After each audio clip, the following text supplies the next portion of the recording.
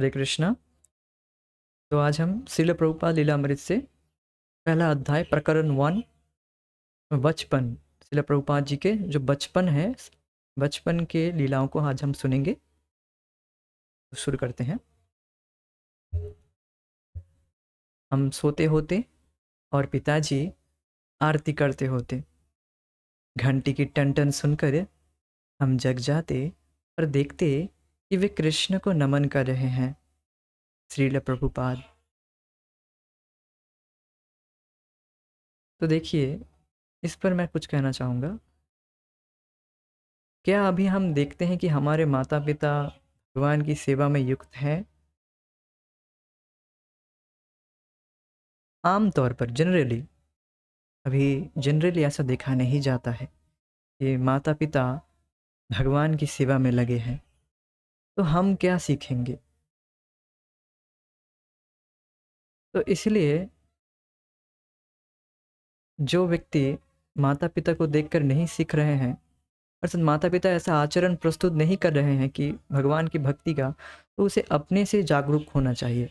या फिर अपने माता पिता को भी, जो माता पिता सुन रहे हैं इस कथा को, उन्हें भगवान की भक्ति करना चाहिए, जिसके द्वारा वह एक आचरण प्रस्तुत करेगा अपने बच्चों के प्रति, और बच्चा अपने आप ही भक्ति करते रहेगा और वह मुक्त हो जाएगा। देन भवबंधन से मुक्त होना ही तो अपने जीवन का लक्ष्य है। और माता पिता का ये कर्तव्य है कि वह अपने बच्चों को इस भवबंधन से बाहर निकाले। और वह कैसे? खुद भक्ति करके। तो प्रभुपाद जी के जो पिताजी हैं, वह एक शुद्ध भक्त हैं, और प्रभुपाद जी भी नित्य शुद्ध पार्षद थे। तो वह एक शुद्ध भक्त के गृह में आए, घर में आए। तो उनके पिताजी ऐसे डेली रात को अपने कार्य, अपने जो दुकान का कार्य है, उनका एक कपड़े का दुकान है, तो उसके कार्य को करने के बाद 10 बजे आते हैं, और दिन वह आरती में बैठ जाते, भगवान की पूजा में स्नान आदि करके भगवान की आरती करते। तो रात में भी आरती करते और सुबह सुबह भी आरती करते। और इस तरह से एक दिन की बात है, जब उनके पिताजी आरती करते होते और घंटी की टन टन सुनकर हम जग जाते और देखते कि वे कृष्ण को नमन कर रहे हैं। ये बहुत महान बात है। ये छोटा बच्चा जो है, उसको कुछ पता नहीं रहता, वो बस देखकर सीख जाता है कि आज पिताजी भी प्रणाम कर रहे हैं, मुझे भी भगवान को प्रणाम करो। तो कृष्ण प्रणामी ना पुनर्भवाय।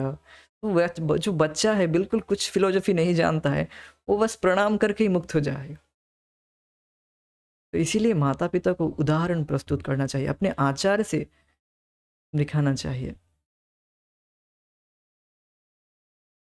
जन्माष्टमी का दिन था। अब शुरू हो रहा है, ध्यान से सुनिएगा। जन्माष्टमी का दिन था।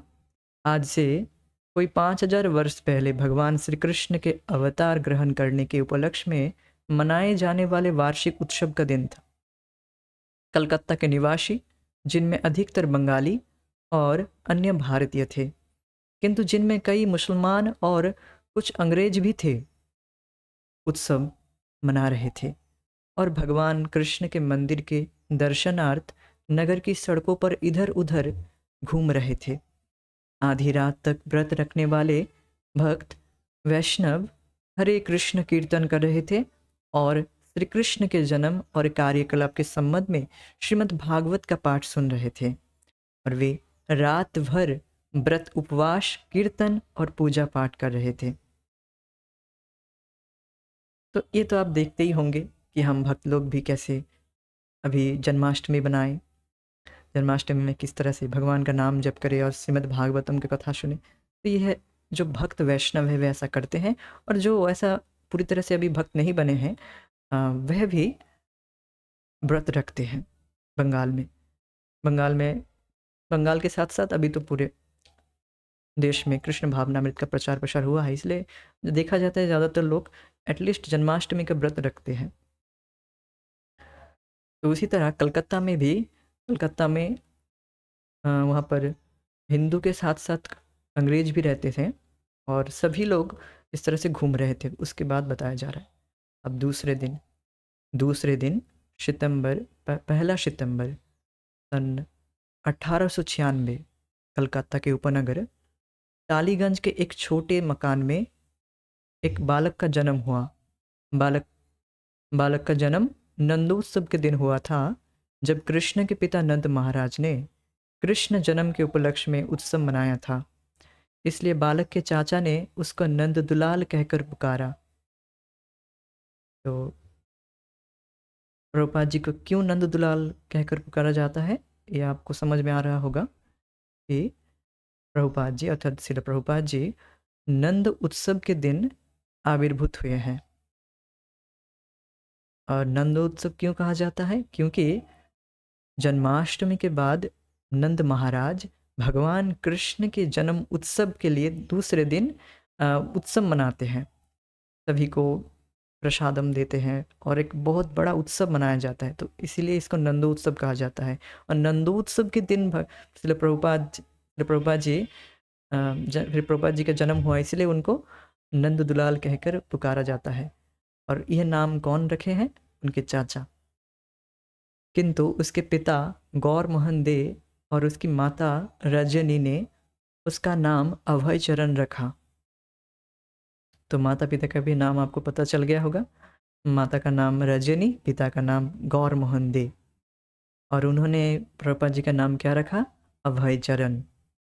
अभय चरण का अर्थ क्या है, जो भगवान कृष्ण के कमलवत चरणों में शरण लेने का कारण निर्भय हो।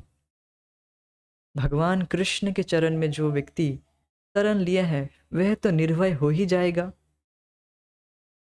क्यों नहीं निर्भय होगा, देखिए जो भगवान पूरे जगत का स्वामी है और इस तरह से जिसका विश्वास श्रद्धा भगवान के प्रति अडिग है, तो वह तो निर्भय हो ही जाएगा, वो बिल्कुल निर्भय हो जाता है। और आप देख सकते हैं प्रभुपाद जी के लेक्चर्स को कितने स्ट्रिक्टली बताते हैं। इंद्र तृप्ति जहर है, इंद्र तृप्ति जहर है। तो आप देख सकते हैं कि Prabhupada ji is so strict.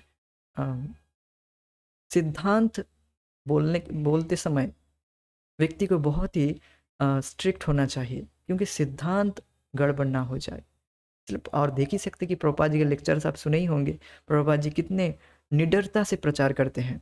और आप पढ़ते जाएंगे जब हम हमारे साथ प्रभुपाद लीलामृत को देखेंगे कि प्रभुपाद जी किस तरह से निडरता से सभी व्यक्तियों को प्रचार कर रहे हैं, चाहे वे कोई भी हो, चाहे कितना बड़ा नेता हो, जो कितने बड़े पद में भी हो। बोलते तुम्हें तो मृत्यु तो तुम्हारी आएगी ना, तो सब मृत्यु तो सबकी आएगी, तो सबके लिए कृष्ण भावनामृत है, चाहे कोई कितना भी बड़ा पद में उठ जाए। और भय, शोक मोह भय, यह व्यक्ति में रहेगा ही, क्योंकि वह भौतिकतावादी है, भौतिक चीज़ों में आस्था जिसका है उसमें यह रहेगा ही, शोक मोह भय। और जो व्यक्ति भगवान कृष्ण के शरण में पूरी तरह से है वह तो बिल्कुल निर्भय हो जाएगा। यही बात बता रहे हैं कि प्रभुपाद जी बिल्कुल निर्भय हैं। भगवान क्यों निर्भय है, क्योंकि भगवान के चरणों का शरण आश्रय लेके हैं पूरी तरह से। बंगाली परंपरा के अनुसार माँ बच्चे के जन्म के लिए अपने माँ बाप के घर गई थी। अतएव अभय चरण का जन्म अपने पिता के घर से कुछ मील दूर आदि गंगा के तट पर मिट्टी की दीवारों से बने और खपरेल से छाए और कटहल वृक्ष के नीचे स्थित 2 कमरों वाले एक छोटे से मकान में हुआ। आप इंटरनेट में इसके फोटो देख सकते हैं कि कितना छोटा घर है, और कटहल के पेड़ के नीचे, वो भी जो ऊपर छत भी नहीं है, छत है कैसा, अप्रैल के छाए और कटहल वृक्ष के नीचे। वहाँ पर कुछ दिन बाद अभय अपने माँ बाप के साथ अपने घर 151 हैरिसन रोड आ गए। तो इस विषय में पढ़कर मुझे एक दृश्य मेरे दिमाग में आता है, वह क्या है आप गेस कर सकते हैं कि भगवान के कौन से अवतार इज लाइक दैट, नॉट पूरी तरह से इस तरह से नहीं, किंतु कौन से अवतार प्राय इस तरह से जन्म लिए। कैन यू गेस इट, कोई बता सकता है यहाँ पर? भगवान के कौन से अवतार प्राय प्राय इस तरह से जन्म उनका आविर्भाव हुआ, बहुत ही प्रसिद्ध है। यस, निमाई, निमाई पंडित अर्थात श्रीमान चैतन्य महाप्रभु नीम के वृक्ष के नीचे और अपने और बिल्कुल इस तरह के घर है, आज भी है, अभी देख सकते हैं। जो जन्म स्थान है, जन्म पीठ बोला जाता है, महाप्रभु के बर्थ प्लेस बोला जाता है, तो वहाँ पर आप देख सकते हैं वो है मकान छोटा सा, उसको फिर से ठीक से बनाया गया है अब। तो बिल्कुल सेम दृश्य, मुझे इसीलिए मैं बता रहा कि बिल्कुल सेम दृश्य है। प्रभुपाद चैतन्य महाप्रभु के पार्षद सेनापति भक्त हैं, सिमिलर तो होगा ही। तो 151 हैरिस रोड में आ गए, फिर वह 151 हैरिस रोड में आ गए। कहाँ से? वहाँ से कुछ दिन बाद अभय अपने माँ बाप के साथ कलकत्ता की एक जगह है जहाँ पर 151 हैरिस रोड में आ गए। तो वहाँ पर अब एक ज्योतिषी ने बालक की जन्म कुंडली बनाई और परिवार के लोग उसके शुभ लक्षणों से बहुत प्रसन्न हुए। अब ज्योतिष किस तरह से भविष्यवाणी कर रहा है, देखिए, चमक जाएंगे अब। ज्योतिषी ने विशेष भविष्यवाणी की, यह बालक जब 70 वर्ष का होगा तब यह समुंदर पार कर जाएगा, धर्म का महान प्रचारक बनेगा और 108 मंदिरों की स्थापना करेगा। अब देख ही सकते हैं, बिल्कुल दृष्ट है, इससे ज़्यादा प्रचार प्रसार 108 से भी ज़्यादा कर दी।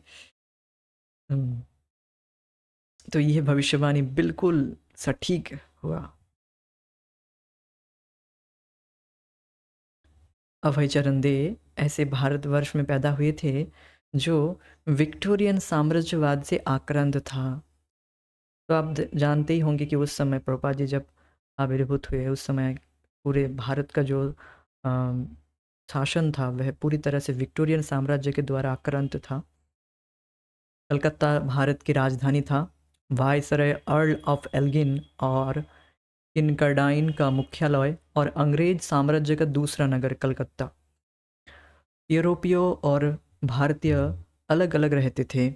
यद्यपि कारोबार और शिक्षा में उनका मेल जोल होता था, अंग्रेज अधिकतर मध्य कलकत्ता में रहते थे, जहां उनके अपने थिएटर थे, घुड़दौड़ के मैदान थे, क्रिकेट के मैदान थे और सुंदर यूरोपीय भवन थे। यूरोपीय ज़्यादातर कलकत्ता के उत्तरी भाग में रहते थे। पुरुष धोती पहनते थे और स्त्रियां साड़ी।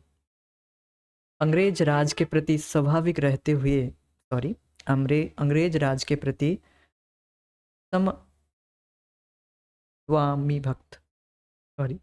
अंग्रेज राज के प्रति स्वामी भक्त रहते हुए वे अपने परंपरागत धर्म और अपनी संस्कृति का अनुगमन करते थे। तो बात क्या बताया जा रहा है, देखिए, ऐसा नहीं कि अंग्रेज लोग आ गए हैं तो हम जीन्स पैंट पहनने लग जाएंगे, हमारे संस्कृति को त्याग देंगे, ऐसा नहीं था तब। तो वही बताया जा रहा है। यद्यपि अंग्रेजों का प्रभाव ज़्यादा विस्तरित था, स्वामी भक्त रहते हुए भी अंग्रेजों के प्रति, फिर भी वह अपने संस्कृति को नहीं त्यागे। यही बात बताया जा रहा है। अपनी संस्कृति क्या है कि धोती कुर्ता और स्त्रियों के लिए साड़ी सलवार जो है वही पहनना चाहिए। ऐसा नहीं कि अंग्रेजों का जो अंग्रेजों के प्रति स्वामी भक्त हो गए तो उनकी तरह पहनना होगा, ऐसा नहीं है। और अब तो बिल्कुल उल्टा है, बिल्कुल उन्हीं के तरह के लोग मान रहे हैं और कर रहे हैं, जीन्स पैंट पहन के एटसेट्रा एटसेट्रा। प्रभु जी बार बार बोलते हैं कि एटलीस्ट व्यक्ति को जीन्स पैंट नहीं पहनना चाहिए। अब पैंट शर्ट पहन फिर भी ठीक है, लेकिन तो जीन्स नहीं पहनना चाहिए, ऐसा बताते हैं। तो हम भी इसको रिपीट कर दिए।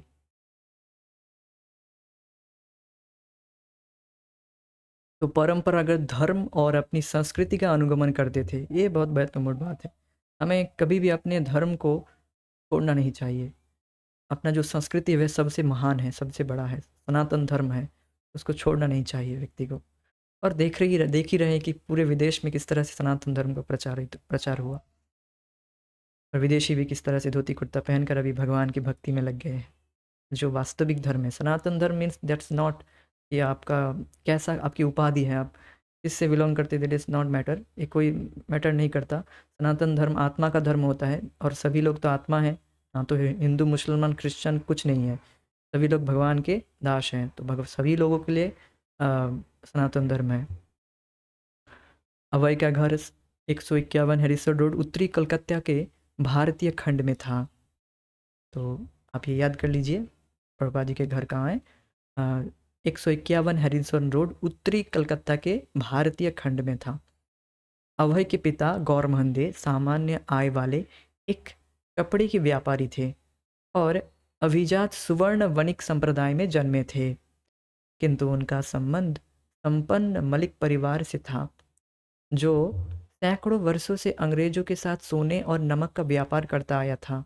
मल्लिक मूलतः दे परिवार के सदस्य थे।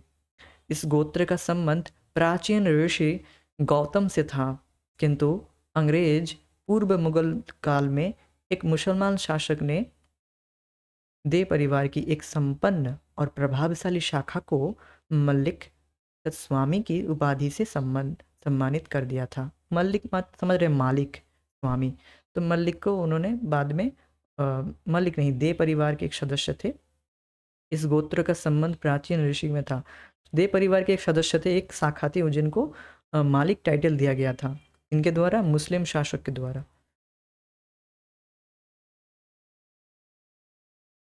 तत्पश्चात कई पीढ़ियों के बाद दे परिवार की एक कन्या का विवाह मलिक परिवार में हुआ और तब से दोनों परिवार एक दूसरे के बहुत निकट बने रहे। मलिक और दे परिवार तब से दोनों में एक बहुत निकट बने रहे। हैरिसन रोड की दोनों ओर की संपत्तियां का पूरा खंड लोकनाथ मल्लिक का था। मतलब हैरिसन रोड 151 हैरिसन रोड के दोनों ओर का संपत्तियों का पूरा खंड लोकनाथ मल्लिक का था और इनमें एक 3 मंजिले मकान के कुछ कमरों में गौरमोहन अपने परिवार के साथ रहते थे। उनके निवास के सामने सड़क के पार राधा गोविंद का एक मंदिर था, जहां गत 150 वर्षों से मल्लिक लोग राधा कृष्ण के श्री विग्रह की पूजा अर्चना करते आए थे। राधा गोविंद जी मल्लिकों की कई दुकानों की आय से श्री विग्रहों और उनकी पूजा अर्चना करने वाले पुजारियों का खर्च चलता था। तो इस पर मैं कुछ कहना चाहूँगा कि भक्ति के लिए जितना आवश्यक हो उतना धन रखना चाहिए। ऐसा नहीं कि पूरी तरह से निर्धन बन के भगवान की सेवा में लगेंगे, वो भी प्रैक्टिकल नहीं है अभी। सनातन गोस्वामी कहते हैं कि जितना हो सके, जितना आवश्यक है वह धन रखना चाहिए, और जितना आवश्यक मतलब क्या, भगवत भक्ति के लिए जो धन आवश्यक है उतना संग्रह कर लेना चाहिए, ये बात है। तो उनकी पूजा अर्चना करने वाले पुजारियों का खर्च चलता था। हर प्रातःकाल जलपान के पूर्व मल्लिक परिवार के सदस्य राधा गोविंद के श्री विग्रह का दर्शन करने मंदिर में जाते थे।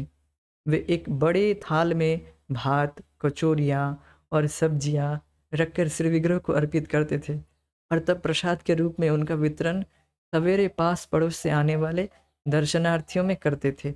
अभय चरण नित्य प्रति के दर्शनार्थियों में थे। साथ में उनकी माता होती, पिता होते या नौकर होते। तो आगे हम पढ़ेंगे कि कचौरी सबसे ज़्यादा पसंद है श्रील प्रभुपाद जी को, तो उनको कचौरी मुखी भी कहा जाएगा। तो श्रील प्रभुपाद जी बता रहे हैं, देखिए यह कोटेशन कहाँ से आया, आप प्रश्न कर सकते हैं। देखिए प्रभुपाद जी के लेटर्स हैं और जो टेप्स हैं उनसे दिया गया है। भगवद गीता के जो क्लासेस देते थे प्रभुपाद जी, उनसे जोड़ जोड़ कर एक ग्रंथ बना है। तो सोचिए कितना मेहनत लगा है। ये कुछ कोई श्लोक के ऊपर तात्पर्य या ट्रांसलेशन करना ऐसा नहीं है, अनुवाद करना ऐसे कार्य नहीं है। प्रभुपाद जी के जितने लेटर्स हैं, हजारों 2000 लेटर्स उनको, और जितने रिकॉर्डिंग्स है प्रभुपाद जी क्लास में बताए, उन सबको जोड़ जोड़ के इस तरह से सतस्वरूप दास गोस्वामी महाराज ने अपनी कृपा को प्रदर्शित किए हमारे ऊपर, जिससे हम प्रभुपाद जी के संपर्क कर पाए। तो उनकी कृपा है, तो उन्हीं को पढ़ रहे हैं। श्रील प्रभुपाद क्या बता रहे हैं? मैं सिद्धेश्वर मलिक के साथ ही एक बच्चा गाड़ी में सवारी करता। वह मुझे मोती कहता और उसका उपनाम सुविधि था। नौकर हम दोनों को साथ साथ चलाता। यदि किसी दिन मेरा यह मित्र मुझे ना देखता तो वह पागल हो उठता। वह बच्चा गाड़ी में मेरे बिना सवारी ना करता, हम एक क्षण के लिए भी अलग ना होते। जब नौकर बच्चा गाड़ी को साइकिलों और भाड़े की घोड़ा गाड़ियों से बचाता हुआ विस्तृत हैरिसन रोड की बीचों बीच धकेलता, उस समय गाड़ी में बैठे दोनों बच्चे ऊपर के स्वच्छ निर्मल आकाश और आर पार के ऊंचे वृक्षों पर दृष्टि गड़ाए रहते। सड़क पर चक्कर खाती बड़ी पहियों वाली घोड़ा गाड़ियों के दृश्य और उनसे पैदा होने वाली आवाज दोनों बच्चों का मुग्ध ध्यान बरबस अपनी ओर खींच लेती। बरबस मतलब बहुत ही फोर्सफुल्ली खींच लेती दोनों बच्चों का ध्यान आकाश की ओर था। तो तुरंत एक आवाज़, घोड़े गाड़ियों का जो आवाज़ है, टिक टिक टिक टिक आवाज़ होता है, अब उसमें वो छड़ी डाल देते हैं, उससे एक बहुत सुंदर आवाज़ होता है। तो वो आवाज़ बहुत मुग्ध करने वाला होता है। उस आवाज़ ने खींच ली दोनों बच्चों का। कौन दोनों बच्चा? अभय और सुविधि। नौकर गाड़ी को राधा कृष्ण मंदिर के चारों ओर निर्मित लाल बलुए पत्थर में बने मेहराबदार फाटक की ओर ले चलता, और जब अभय और उनका मित्र अलंकृत धातु वाले मेहराब के नीचे से मंदिर के आंगन में प्रविष्ट होते तो वे अपने बहुत ऊपर दो प्रस्तर सिंहों को देखते। द्वार में दो प्रस्तर सिंह, आप देख सकते हैं अभी भी किसी किसी मंदिर में प्रवेश द्वार में सिंह रहता है, सिंह। तो जो अपने दाहिने पंजे आगे फैलाए हुए मंदिर के आंगन के आह्वान करता और संरक्षक की तरह स्थित थे। आंगन के अंदर का मार्ग वृत्ताकार था और अंडाकार ल्यान पर गैस की बत्तियों वाले दीप स्तंभ लगे थे। परिधान युक्त एक युवती की प्रतिमा भी वहां खड़ी थी। तेजों से चहकते हुए गौरेय झाड़ियों और वृक्षों में खुदकते रहते या एक एक करके जमीन में चोंच मारते हुए घास में इधर उधर कूदते रहते। गौरेय एक पक्षी है, वह इस तरह से क्रीड़ा कर रहे हैं। कबूतर समूह गान में गुटरगू करते रहते। फिर कभी अचानक वे अपने पंखों को फड़फड़ाते हुए अपने ऊपर जड़ जाते और उसके बाद या तो किसी दूसरे ठिकानों पर जा बैठते या नीचे आंगन में उतर आते। अब देख सकते कि कबूतर एक के ऊपर बैठ जाते तो उसके ऊपर वो फड़फड़ाते हैं, एक के ऊपर एक बैठकर। तो सादी सूती साड़ियाँ और सफ़ेद धोतियाँ पहने हुए इधर उधर आते जाते बंगालियों से तरह तरह की धुनियाँ उठ रही होती। कोई बच्चा गाड़ी के पास तनिक रुककर काली चमकदार आंखों वाले स्वर्णिम चमड़ी वाले बच्चों को पुचकारता, किंतु अधिकतर लोग तेजी से चलते हुए मंदिर में प्रवेश कर जाते। तो कोई कोई लोग सुंदर बच्चों को देखकर उनसे कुछ आदान प्रदान करते, उनके गालों को दबाते होंगे, कुछ ऐसा कुछ। अंदर के आंगन की ओर जाने वाले भारी दुहते किवाड़ खुले होते। भारी दुहते किवाड़ मतलब बहुत बड़े बड़े जो दरवाजे हैं, किवाड़ खुले थे और नौकर ने बच्चा गाड़ी को 1 फुट नीचे सीढ़ी पर धीरे से उतारा और गैलरी से आगे बढ़कर उसे दूसरी सीढ़ी पर उतारा और फिर वह सूर्य के प्रकाश से चमचमाते मुख्य आंगन में प्रविष्ट हुआ। वहां उन्होंने 4 फुट स्तंभ पर आसीन गरुड़ की पत्थर की बनी एक प्रतिमा देखी। विष्णु के वाहक गरुड़, जो आधा मनुष्य और आधा पक्षी हैं, एक घुटने पर झुके थे। उनकी चोंच बाज पक्षी की तरह मजबूत थी और पंख पीछे की ओर खींचे थे। बच्चा गाड़ी पत्थर से बने आंगन को बुहारते और धोते हुए 2 नौकरों से आगे बढ़ी। अब आंगन के पार मंदिर केवल कुछ कदम दूर रह गया।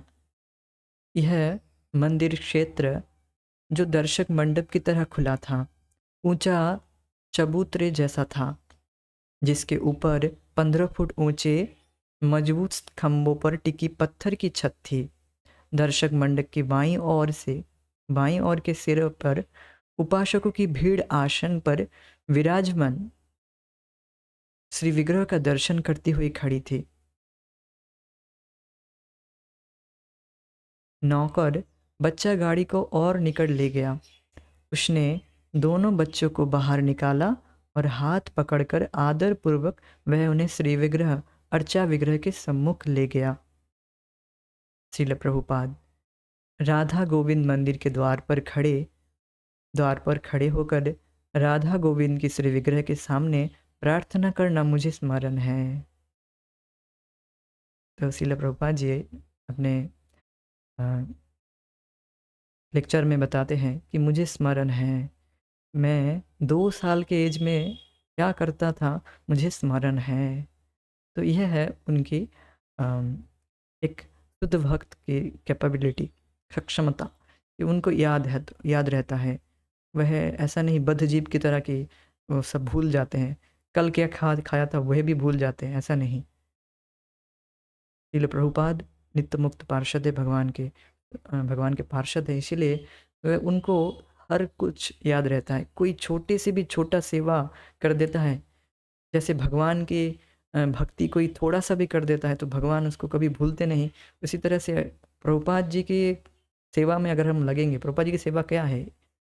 यही सेवा है कि भगवान के विषय में सुने, भगवान की कथा को चर्चा करे, हरे कृष्ण नाम जप करे, प्रचार प्रसार करे, जिससे प्रभुपाद जी सबसे पसंद होते हैं, सबसे उनका अच्छा लगता है दूसरों को प्रचार करना। तो प्रभुपाद जी प्रसन्न होंगे उससे। तो इस तरह से अगर प्रभुपाद जी के संपर्क में हम थोड़े सा भी आएंगे, उनकी सेवा थोड़ी सी भी करेंगे, तो वह कभी भूलेंगे नहीं। ये बात मैं कहना चाहता था, आई वॉज डिफ्लेक्टिंग। ये बात मैं कहना चाहूँगा कि अगर हम थोड़ी सी सेवा करेंगे प्रभुपाद जी की मिशन में, प्रभुपाद जी का जो मिशन है कृष्ण भावनामृत आंदोलन में, थोड़ा सा भी हम योगदान करेंगे तो प्रभुपाद जी कभी नहीं भूलेंगे। इस विषय में एक कथा कहना चाहता था। एक कथा कहना चाहूँगा कि आप देख सक आगे भी वह कथा आएगा कि प्रभुपाद जी के जो बाल्यकाल में जो उनके साथी थे, उनका नाम अभी मैं भूल रहा हूँ। तो उनके एक बाल्यकाल में उनके जो एक साथी हैं, उन्हीं के साथ पढ़े हैं, उन्हीं के साथ बड़े हुए हैं। बहुत शॉर्ट में बता दूंगा कथा को। उन्हीं के साथ बड़े हुए हैं और फिर वह जो व्यक्ति, उनके जो साथी हैं, वह फिर बूढ़ा होकर अपने जो कार्यों में लग गए, अपना जो धन अर्जन करने के लिए और अपने पेशे में लग गए। और प्रभुपाद जी इस तरह से प्रचारक, बहुत महान प्रचारक बन गए। तो फिर एक दिन जो प्रभुपाद जी के जो एक शिष्य हैं, वह लाइफ मेंबर बनाने के लिए वह एक बार किसी नंबर से वह डायल किए और वह सोच रहे हैं कि मैं बंगाली को प्रचार करूँगा तो ज़्यादा आसानी होगी। तो वो व्यक्ति, तो इस तरह से वह फ़ोन लगा दिया। तो उसी घर में फ़ोन लगा और फिर उसने उस घर के जो व्यक्ति हैं, जिस प्रभुपाद जी के जो साथी हैं, उनके बेटे ने वह फ़ोन उठाया। तो फ़ोन उठाकर उन्होंने तो बिल्कुल डायरेक्ट बोला, ठीक है आप आ जाइए, मैं लाइव मेंबर बनना चाहूँगा। तो शिष्य ने, प्रभुपाद जी के शिष्य बिल्कुल चले गए, वह भी नए थे। तो फिर चले गए तो 2000 रुपये तो उस समय लगता था लाइव मेंबर बनने के लिए, 2000 कुछ इस तरह से। किंतु उन्होंने चेक दिया 10,000 का। तो प्रभुपाद जी के शिष्य बहुत प्रसन्न हुए। तो वो पूछे कि आप ऐसा कैसे किए? तो बोले कि हम, देखिए आपके स्पीच से हम उतना प्रभावित नहीं हुए हैं, किंतु हम प्रभुपाद जी के प्रति कृतज्ञ हैं, इसलिए आपको इतना ज़्यादा धन डोनेशन दिए।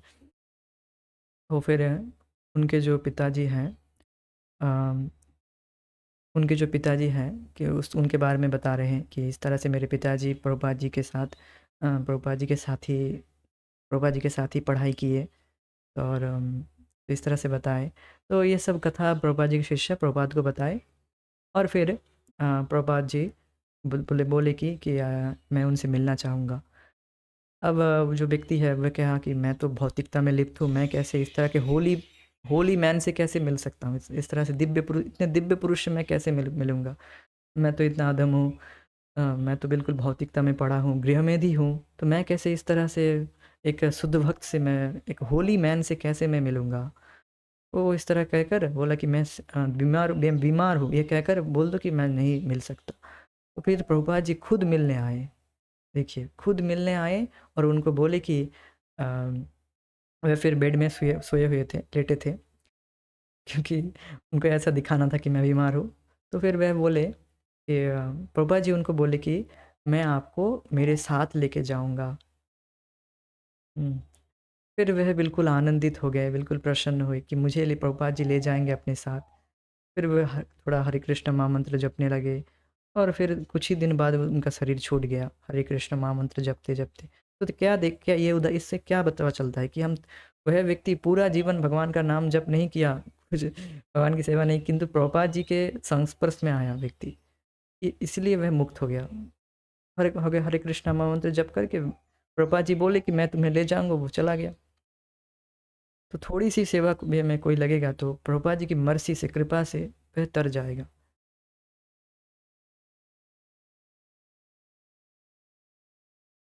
तो राधा गोविंद मंदिर के द्वार पर खड़े होकर राधा गोविंद के श्री विग्रह के सामने प्रार्थना करना मुझे स्मरण है। मैं घंटों श्री विग्रह को देखता रहता। तिरछे नेत्र वाली वह श्री विग्रह कितनी सुंदर थी। अभी अभी स्नान किए हुए तरोताजा और विभूषित राधा और गोविंद अब महकते हुए फूलों वाले कलशों के बीच चांदी के सिंहासन पर विराजमान थे। गोविंद लगभग 1.5 फुट लंबे थे और राधा रानी जो उनकी बाईं ओर खड़ी हुई थी कुछ छोटी थी, दोनों स्वर्ण निर्मित थे। राधा और गोविंद दोनों एक ही सुंदर टेढ़ी नृत्य भंगिमा में थे। दाहिने टांग घुटने पर मुड़ी हुई और दाहिना पग बाएं पग के आगे स्थित था। चमकदार रेशम की साड़ी में सजी राधा रानी लाल वर्ण की हथेली वाले दाहिने हाथ को आशीर्वचन की मुद्रा में ऊपर उठाए हुए थे। इस तरह से एक आशीर्वाद की मुद्रा से थी। आप देख सकते हैं कि मंदिर में राधा रानी फूल लेकर खड़ी होती है, जो हमारे यहाँ पर मायापुर में है। अम, मायापुर में जो राधा माधव है, राधा माधव और राधा रानी फूल लेके खड़ी हुई रहती है। और आप देख सकते हैं कि अ,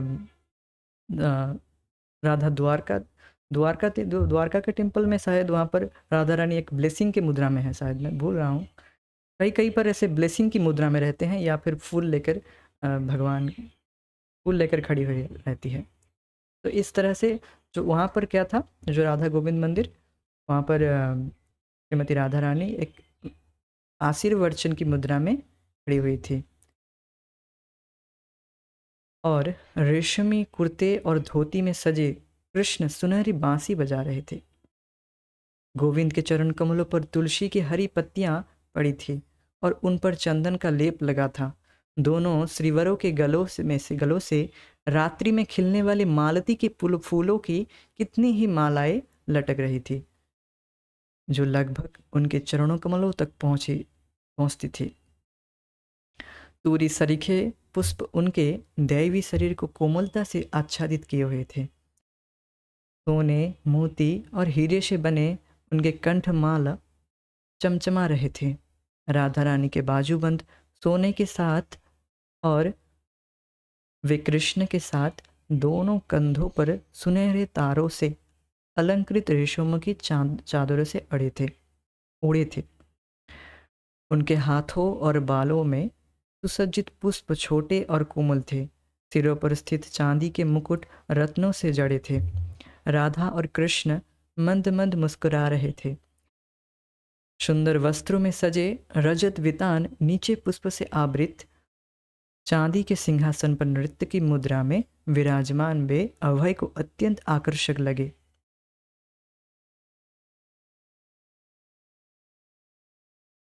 हैरिसन रोड और उसके इधर उधर का जीवन विस्मृत हो गया। प्रभुपाद जी बता रहे कि पूरा पूरा याद नहीं है, थोड़ा थोड़ा विस्मृत भी हो गया है। तो वास्तव में वे भूलते नहीं, किंतु वे बता रहे हैं कि तो जीवन विस्मृत हो गया। आंगन में पक्षी कलरब करते रहे, दर्शनार्थी आते और रहे, किंतु अभय मौन खड़े रहे। वे परमेश्वर श्री कृष्ण की ओर उनके नित्य सहवासिनी रूपों के अवलोकन में भाव विभोर थे। अर्थात श्री प्रभुपाद जी की जो दृष्टि थी उनकी श्रीमती राधा रानी के चरणों में था। तब भक्तों के मंत्रोच्चार और ढोलकों और करतालों के वादन के साथ कीर्तन आरंभ हुआ। अभय और उनके मित्र देखते रहे। पुजारियों ने अगरबत्ती अर्पित की, तरंगे हवा में उड़ती रही। तब एक प्रज्वलित दीप चढ़ाया गया, फिर एक शंख, एक रुमाल, कुछ पुष्प, एक चामर, एक मोरपंख। अंत में पुजारी ने ऊंचे स्वर में शंख बजाया और आरती का विधान समाप्त हुआ। तो इस तरह से जो मंदिर का वातावरण और मंदिर कैसा है, भगवान कैसा है, भगवान किस तरह से दिखते थे और किस तरह से उनका वेशभूषा है, किस तरह से इसलिए प्रभुपाद वह सब याद करके भगवान का स्मरण करते हैं, उसके बारे में बताया गया है।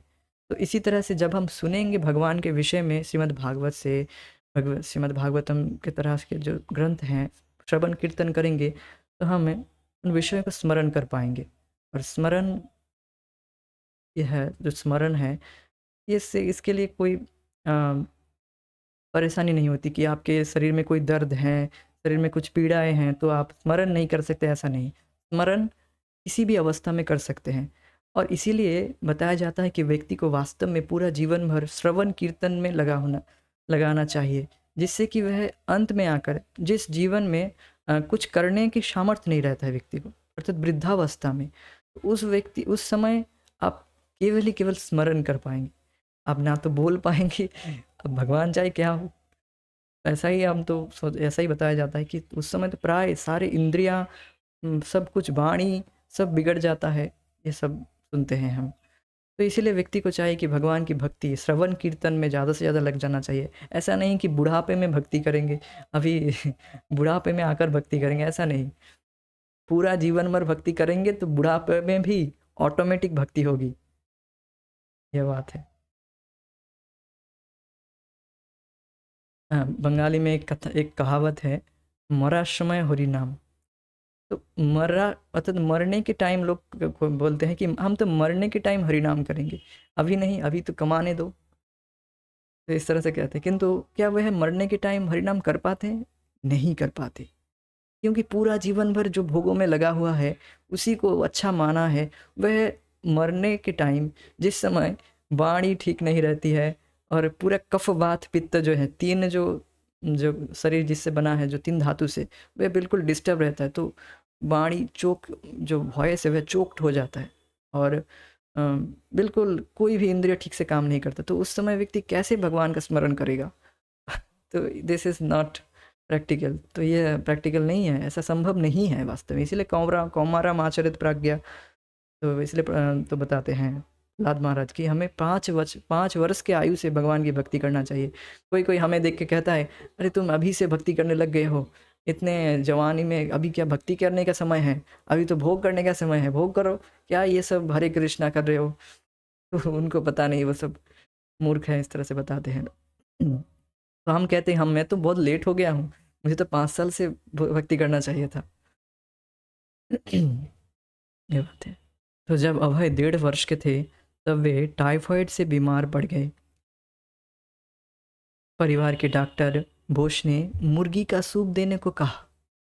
नहीं, गौरमोहन ने विरोध किया, मैं इसे नहीं देने दूंगा। देना है, नहीं तो वह मर जाएगा। किंतु हम मांसभक्षी नहीं हैं, गौरमोहन ने तर्क किया। हमारे रसोई घर में मुर्गी नहीं पकाई जा सकती। चिंता ना करे, डॉक्टर बोस ने कहा, मैं इसे अपने घर में तैयार करूंगा और एक जार में मर्तमान में लाऊंगा, आप केवल खिला देंगे। गौरमोहन ने यह कहते हुए स्वीकार कर लिया। यदि यह मेरे बेटे के जीवन के लिए आवश्यक हो। अस्तु डॉक्टर मुर्गी का सूप ले आए और वह अभय को दिया गया। अभय को तुरंत उल्टी होने लगी। डॉक्टर ने स्वीकार किया, एक्सक्यूज मी, डॉक्टर ने स्वीकार किया, जाने दीजिए, ये ठीक नहीं है। तब गौरमोहन ने मुर्गी का सूप बाहर फेंक दिया और अभय मांस खाए बिना ही टाइफाइड से धीरे धीरे ठीक होने लगे। तो देखिए श्रील प्रभुपाद जी की दिव्यता, पवित्रता, कितने वह पवित्र हैं कि मांस का थोड़ा सा भी अंश जो बिल्कुल ही स्टूल है, वो थोड़ा सा भी आते ही मुंह में बिल्कुल उनको उल्टी होने लगी। इससे उनकी जो होलीनेस, वह कितने पवित्र हैं, उसका परिचय दिया जाता है। और एक बात कहना चाहूँगा कि लोग सोचते हैं कि इस पर मैं कहना चाहूँगा, बहुत सुंदर है कि कहते हैं कि अच्छा तुम मांस आदि नहीं खा रहे हो तो तुम्हारा शरीर कैसे चलेगा, तुम्हारा शरीर, तुम तो वीक हो जाओगे, तुम्हारा जो शरीर ठीक से नहीं चलेगा, बीमार हो जाओगे, एट्सेट्रा एट्सेट्रा, कितना कितना लोग कहते रहते हैं। अरे मांस नहीं खाएंगे तो जिएंगे कैसे? तो अच्छा, तो फिर जो लोग अभी, जो हम अभी मांस आदि नहीं खा रहे तो हम नहीं जी रहे हैं, हम मर रहे हैं अभी। या फिर जो भक्त लोग अभी बिल्कुल भगवान की भक्ति में बिल्कुल आनंद में हैं, प्रसाद हम पाते हैं, बिल्कुल 2 टाइम 3 टाइम जितना चाहे प्रसाद पाते हैं, तो वो लोग मर रहे हैं मांस खाए बिना। तो देखा जा रहा है कि फिर भी खाकर ही दिक्कत आता है। तो बिल्कुल ये लोगों का ये एक भ्रम है कि मांस खाकर ही व्यक्ति सुखी होगा, उसका अरे बच्चा क्या कैसे चलेगा, कैसे उसमें प्रोटीन कैसे आएगा? तो वही सारा प्रोटीन है, सारा प्रोटीन मांस में ही है। इसी वास्तव में कहो कि तुम अपने जीव के लालसा के लिए, अपने जीवा के रक्षणा तृप्ति के लिए खा रहे हो, ये बात कहो ना। ये बच्चे का बहाना क्यों देते हो? अरे बच्चा खाना चाहता है, अरे बच्चा क्या, बच्चे का बाप खाना चाहेगा, इसीलिए कहता है इस तरह से। बातें थोड़ी कठोर होगी किंतु ये वास्तव है कि हम खाना, अर्थात जो व्यक्ति इस तरह से तर्क देता है कि बच्चा खाना चाहता है, या बच्चे बच्चे का कैसे चलेगा, उसका शरीर कैसे चलेगा, वो तो बिल्कुल लूला हो जाएगा। तो वास्तव में क्या कहो कि तुम्हें खाना है, अपने जीवा के रसना तृप्ति करना, इंद्रिय तृप्ति करना चाहते हो, ये बात बोलो ना, तो तब मानते हैं। ये नहीं कहेंगे, नहीं नहीं, वो कुछ घुमा फिरा के बात कहेंगे, तो ये लोग कभी सुधरेंगे नहीं। तो और एक बात है इस विषय में कि जो बीमारी आदि है, वो बीमारी आदि के लिए टेंशन नहीं करना चाहिए, वो जीवन में आएगा और अपना अपने आप ही ठीक हो जाएगा। हम तो कि हमारी एक बीमारी थी, तो वो 2-3 साल वो थी, बट देन वो उसके लिए कितना डॉक्टर दिखाए, वो ठीक ही नहीं हुआ। एंड में आके 300 रुपये में ठीक हो गया। एक डॉक्टर ने एक कुछ दवा दिया, बस ठीक हो गया। तो ये वास्तव में जब ठीक होना है तब ठीक हो जाएगा। उसके लिए ये चिंता नहीं करना चाहिए, अरे बच्चा की देखो देखो, अब देखो कि बच्चा बीमार हो गया है, अब तो मांस खिलाओ, तुम्हारे लिए ही ये सब हो रहा है। जब जो माताएं हैं, गृहिणी हैं, वह जब भक्ति करने लगती है तो उनके ऊपर इस तरह से प्रेशर करते हैं जो लोग, जो जिनके पति भक्त नहीं है, ऐसा कहते हैं, देखो अब कैसे हो रहा है तुम्हारे लिए, तुम सब ये सब पूजा पाठ कर रहे हो, अभी सब कुछ माँ सदी छोड़ कर ये सब कर रहे हो, इसीलिए तुम्हारे बेटा अभी बीमार हो गया, देखो अब तुम्हारे लिए क्या करें, अब हम कुछ पैसा वैसा कुछ नहीं देंगे। तो इस तरह से फिर माता क्या करेंगी, वो भी फिर परेशान हो जाती है। किंतु हमें परेशान नहीं होना चाहिए, इन परिस्थितियों में डट अड़िग रहना चाहिए और भगवान की भक्ति करते रहना है, सब कुछ ठीक हो जाएगा। अभय की नानी के घर की छत पर फूलों के एक छोटा सा उद्यान था। घास थी और कुछ पेड़ थे। अन्य नाती पोते के साथ 2 वर्षों की आयु के अभय को इन पौधों को हजारे से पानी देने में बड़ा आनंद आता। पापा जी पौधों को पानी देते हजारे से, हजारा मतलब कुछ साइड कुछ पॉट होगा जिससे पानी दिया जाता है पौधों को, हमको पता नहीं। किंतु उनकी विशेष प्रवृत्ति इन पौधों के बीच अकेले बैठने की थी। उनकी मतलब उनकी जो नानी है, उनको वे एक बढ़िया झाड़ी खोज लेते और वहाँ अपने बैठने का स्थान बना लेते। एक दिन जब अभय 3 साल के थे, वे एक घातक अग्निकांड से बार बार बच गए। वे अपने घर के सामने दियासलाई की तीलियों से खेल रहे थे कि उनके कपड़ों में आग लग गई। अचानक एक आदमी वहाँ पहुँच गया और उसने आग बुझा दी। अभय बच गए, यद्यपि उनके पैर पर एक दाग रह गया। तो can you guess who is this person? क्या आप बता सकते हैं कि कौन ये व्यक्ति प्रभुपाद जी को अचानक आकर बचा लिए और आग बुझा दी?